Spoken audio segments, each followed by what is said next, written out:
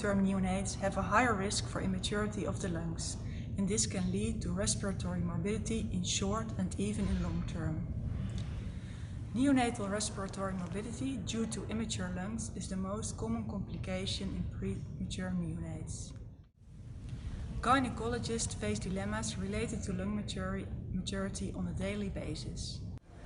All current tests to determine lung maturity require performing an amniocentesis, which is an invasive procedure.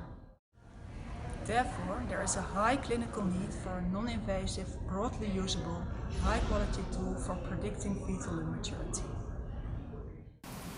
Our medical ultrasound imaging center has already developed an ultrasound texture analysis program to detect liver cytosis and breast cancer.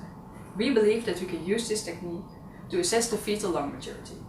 Therefore, we would like to develop NWO, which stands for Non-Invasive Multiparametric Ultrasound, a classification tool for fetal lung maturity. NWO will use general ultrasound examinations.